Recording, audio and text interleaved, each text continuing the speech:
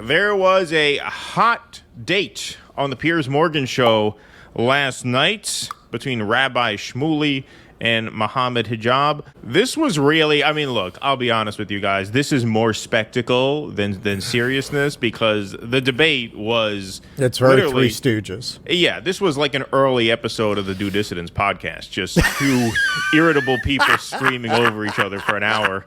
That's basically what this was, with a moderator present. So here they are debating whether Israel is committing genocide, and here is Rabbi Shmuley challenging Muhammad on the definition of the term itself. Definition. What, I said, if you always claim to be an academic. You're always touting your Oxford credentials. What is the definition? All right. Conditional. Genocide Is where genocide is where you target an ethnicity for extinction. Ethnicity side murder. Yes, if you do it. If you kill 3 million Palestinians, are you genocide or not? If you kill 3 million Palestinians, are you genocide or not? Don't speak over each other. This was an hour. This exact. It was pretty much. I watched half of it, and I was like, all right. This went on for an hour. Just nothing here to really. It's an absolutely unhinged, quote unquote, debate. 8 million Muslim Arabs who live in total peace in Israel as equal citizens. In fact, Israel practiced reverse discrimination against the Jews because the Jews are conscripted to fight Hamas. So, Israel. There's a point. All right, we were finally able to glean a complete thought there. So there's Rabbi Shmuley saying that actually the Jews practice reverse discrimination against themselves in Israel because Arabs are not conscripted into the IDF to fight Hamas. So he's arguing there. He's actually arguing that you're better off being an Arab in Israel than you are being a Jew. That's what he's arguing. Well, and also not touching on the reasons why they probably exempt Arabs. It is probably a question of their loyalty. So in the end, that is more of a demonstration of apartheid than a vindication of their system. Yes. Excuse me. No, you will not interrupt me. If Israel, you will not interrupt me. You will not interrupt me. You will not interrupt me. You will not bully me. You will not interrupt me.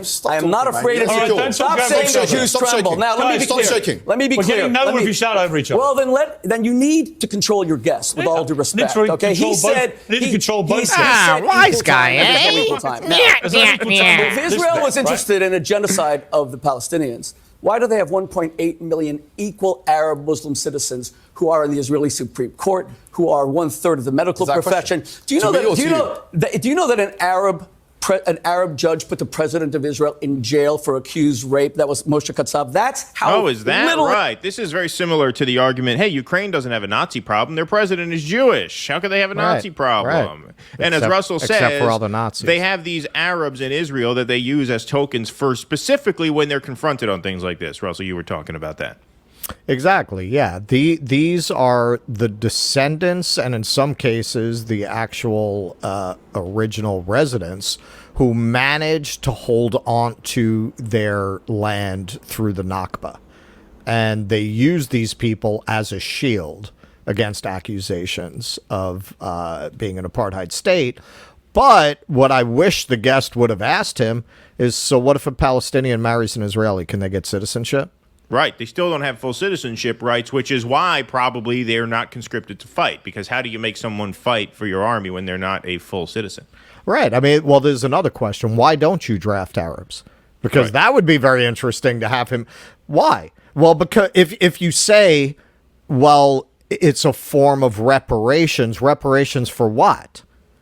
For what? I thought you haven't done anything to the Palestinians. I thought you haven't done anything wrong to the Arabs. So what would you be giving them some kind of relief for? And if it's not that, then what is it? If it's not it's not a question of their loyalty, not trusting their loyalties, why would you not conscript them if they're full citizens just like any Jew? Why would they be exempted? So he's actually pointing out in it. He's telling on himself, but this guest, frankly, from watching this, he wasn't smart enough to jump into that. I didn't think he was very good. No. Well, yeah, no. I mean, this was designed. I mean, I love how Piers Morgan goes on. I think you both did yourself a disservice here. Please, like, you didn't want this to go down exactly the way it does because it's going to get clicks because conflict drives views. Like, Piers Morgan's a two-faced asshole. Folks, It's the Buddy Road movie you didn't know you wanted. Exactly. No, we brought on these two because we were looking for a civil discussion. Yeah, right. Okay. Yeah. Sure. Israel's an apartheid state, genocidal state.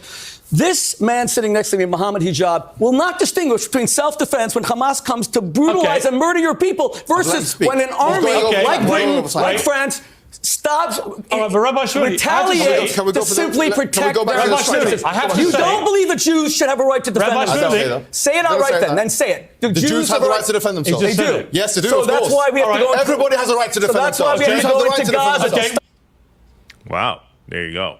And the other question I would ask, because they're trying to litigate the definition of genocide, is if they're not committing a genocide, then why are they carpet bombing refugee camps? Why are they laying siege upon hospitals? Why are they forcing the displacement of 1 million people in northern Gaza? Francesca Albanese said in her press conference, which we covered on Wednesday, she said the very order to evacuate is illegal. Okay, so there are terrorists living amongst you. That doesn't give you the right to forcibly relocate 1 million civilians. Hamas has 25,000 people in it.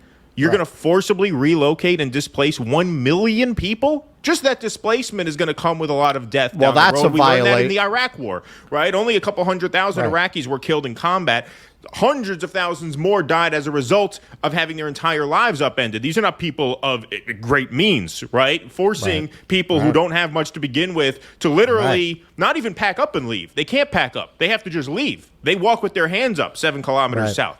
So that's going to cause a lot of death down the road, too. What gives you the right to do that because you're hunting down 25,000 terrorists? What gives you the right to forcibly remove 1 million people from their homes? That is collective punishment. Now, he wants to play lawyer games and talk genocide. I would call that genocide. But the way you get around those lawyer games is you say, listen, I'm not going to play semantical games with you. Is it justified to forcibly displace 1 million people in order to find 25,000? Or is that collective punishment? Is that a war crime? Because he has no answer for that. There's no way to wiggle out of that. Well, this is why I say this guy wasn't very good. Because he kept trying to fall back on conditional statements and premises rather than you're already in violation of international law. You're already in gross violation of international law. Forced relocation is a violation of international law. Exactly. By definition. Exactly. And he never did that. He wanted to argue on the ground of if Israel keeps killing 100 Palestinians for every one Hamas terrorist that they actually get to, then it will be a genocide because you'll kill 3 million. And I think that's weaker ground than to argue this is a gross violation of international law. It's already a war crime. It is already fits the definition of genocide. What is being done to the Palestinian people? He was too reserved, and he was too debate team in the way he went about this. Please clap.